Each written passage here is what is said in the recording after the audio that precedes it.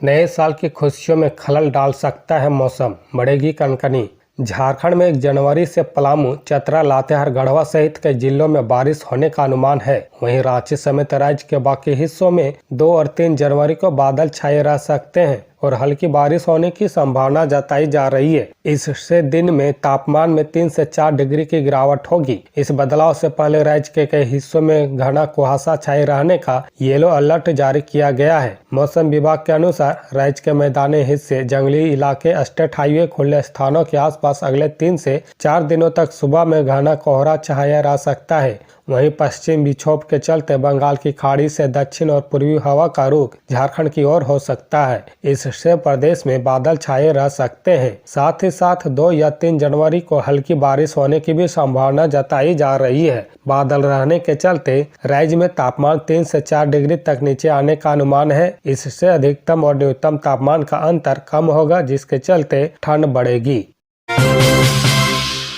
प्रभात खबर के प्रधान संपादक को धमकी मामले में विपक्ष सरकार पर हमलावर, झामुमो बोला कार्रवाई होगी। जी हां, प्रदेश भाजपा अध्यक्ष व पूर्व मुख्यमंत्री बाबूलाल मरांडी ने प्रभात खबर के प्रधान संपादक आशुतोष चतुर्वेदी को जेल से धमकी मिलने की घटना को गंभीर बताया है। उन्होंने कहा कि मुख्यमंत्री हेमंत सोरेन को तत्काल इस मामले में संज्ञान लेकर कार्रवाई करनी चाहिए। मैंने तो पहले ही कई बार इस बात को कहा है कि झारखंड का जेल सरकार से संचालित हो रही है। जेल से प्रधान संपादक को फोन कर धमकी देना बड़ा ही गंभीर मामला है। यह जांच का विषय है कि धमकी देने वाले व्यक्ति तक टेलीफोन कैसे पहुंचा। उन्होंने कहा कि इसका सीधा अर्थ निकलता है कि जेल में बंद अपराधियों का अफसरों व सरकार में बैठे लोगों से पूरी तरह साठगांठ है। पिछले दिनों धनबाद जेल में क्या हुआ, कैसे वहां हथियार पहुंचा, इन घटनाओं से प्रतीत होता है कि राज्य के मुख्यमंत्री अपराधियों के सामने लाचार व बेबस है। नहीं तो कोई भी अपराधी इस प्रकार का दुस्साहस नहीं कर सकता है।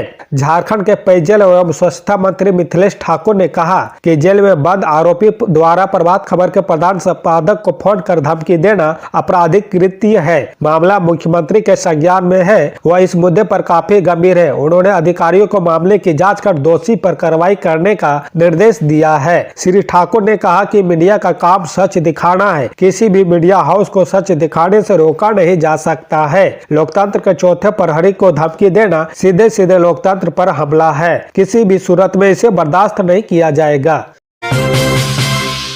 सरना कोड को लेकर झारखंड में आदिवासियों ने रेल रोड चक्का जाम किया, केंद्र सरकार से की मांग। सरना कोड लागू करने की मांग को लेकर केंद्रीय सरना समिति, अखिल भारतीय आदिवासी विकास परिषद एवं आदिवासी सेंगल अभियान के द्वारा बुलाए गए भारत बंद के तहत झारखंड के रांची, हजारीबाग, लोहरदगा, खूंटी समेत 7 राज्यों में रेल रोड चक्का जाम किया गया। राजधानी रांची में अनगढ़ा प्रखंड अंतर्गत गंगा घाट पर रेल रोड चक्का जाम किया गया। गंगा घाट रोड एवं रेल पटरी पर उतरकर आदिवासी समुदाय के लोग सरना कोड की मांग कर रहे थे। गंगा घाट रेलवे स्टेशन में केंद्रीय सरना समिति के केंद्रीय अध्यक्ष फूलचंद तिर्की, उपाध्यक्ष प्रमोद एक्का के नेतृत्व में बड़ी संख्या में लोगों ने सड़क एवं रेल पटरी पर उतरकर प्रदर्शन किया। केंद्रीय सरना समिति के केंद्रीय अध्यक्ष फूलचंद तिर्की ने भारत बंद को सफल बताया। उन्होंने कहा कि पूरे देश में आदिवासी सरना कोड की मांग को लेकर सड़क पर उतरे और रेल रोड चक्का जाम कर सरना कोड लागू करो का नारा बुलंद कर रहे थे। उन्होंने कहा कि 2024 के चुनाव से पहले यदि केंद्र सरकार सरना कोड को लागू नहीं करती है तो आदिवासी केंद्र सरकार को उखाड़ फेंकेंगे।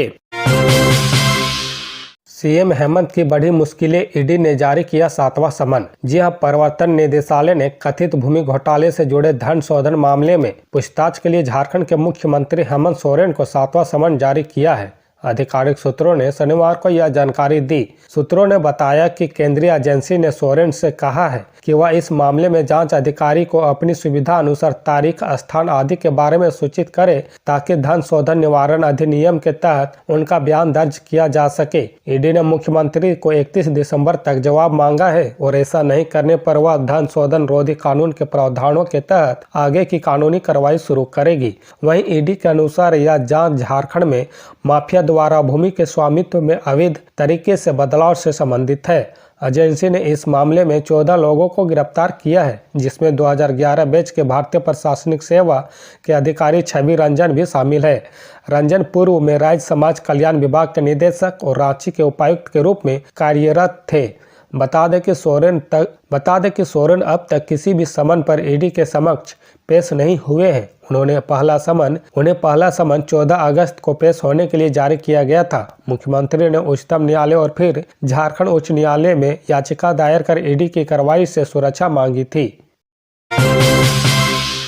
सहायक अध्यापकों ने मंत्री बयान की निंदा की, कहा बताएंगे वादा खिलाफी का परिणाम। जी हां, सहायक अध्यापक संघर्ष मोर्चा के जिला अध्यक्ष अतुल कुमार और महासचिव अनूप कुमार ने मंत्री आलमगीर आलम के उस बयान की निंदा की है जिसमें उन्होंने कहा था कि पारा शिक्षकों का वेतनमान दे दिया गया है, उनका लोभ बढ़ता ही जा रहा है। सहायक अध्यापकों ने कहा कि मंत्री ये भूल जा रहे हैं कि मानदेय और वेतनमान में जमीन आसमान का फर्क है। 4 वर्ष के कार्यकाल में वर्तमान सरकार सिर्फ एक बार पैसा बढ़ाने के अलावा कुछ नहीं की। 62,000 पारा शिक्षकों में से हर वर्ष दर्जनों पारा शिक्षक ससमय दिग्वंत हो रहे हैं और ये सरकार उनके परिवार की एक पैसा नहीं देती। कहा कि पारा शिक्षक संगठन के माध्यम से चंदा करके उनके परिजनों को आर्थिक मदद किया जा रहा है। वर्तमान सरकार अपना किया वादा भूल गई। आने वाले वर्ष में पारा शिक्षक बता देंगे कि वादा खिलाफी का परिणाम क्या होता है। मंत्री के बयान की निंदा करने वालों में बेलाल अहमद, पवन यादव, शेखर यादव, परमद यादव आदि शिक्षक शामिल थे।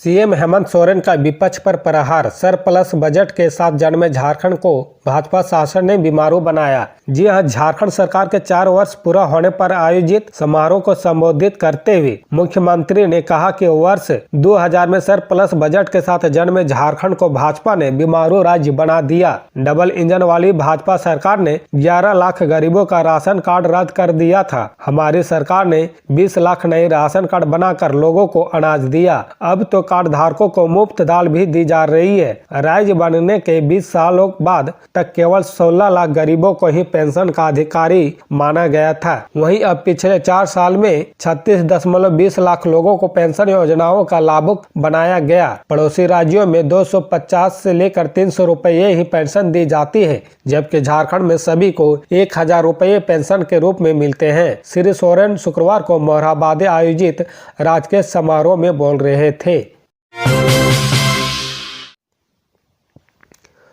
अलकतरा घोटाले में महेश मेहता के खिलाफ नहीं होगी पीड़क कार्रवाई, झारखंड हाईकोर्ट। जी हां, झारखंड हाईकोर्ट ने चर्चित अलकतरा घोटाला में 1.08 करोड़ रुपये के मनी लॉन्ड्रिंग मामले में आरोपी Kaushalya infrastructure development corporation limited के निदेशक महेश मेहता के खिलाफ पीड़क कार्रवाई पर रोक लगाई है।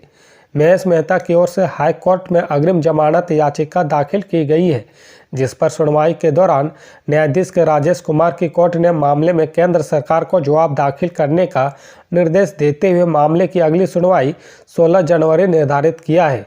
बीते 21 जुलाई को ईडी के विशेष न्यायाधीश पीके शर्मा ने कोर्ट में अग्रिम जमानत याचिका खारिज किया था। कौशल्या इंफ्रास्ट्रक्चर को 30 किलोमीटर लंबी परवा गढ़वा रोड के चौड़ीकरण और मजबूतीकरण का काम रोड कंस्ट्रक्शन डिपार्टमेंट के डाल्टनगंज की ओर से दिया गया था। इस मामले में आरोप लगाया गया है कि कंपनी द्वारा अलकतरा के करीब 1 करोड़ 8 लाख रुपये का फर्जी बिल रोड कंस्ट्रक्शन डिपार्टमेंट में जमा किया गया। इस मामले में पहले सीबीआई जांच कर रही थी, बाद में ईडी ने इस मामले को अपने हाथों में लिया। कुपोषित बच्चों की घर घर जाकर होगी स्क्रीनिंग, रियल टाइम मॉनिटरिंग करेगा विभाग।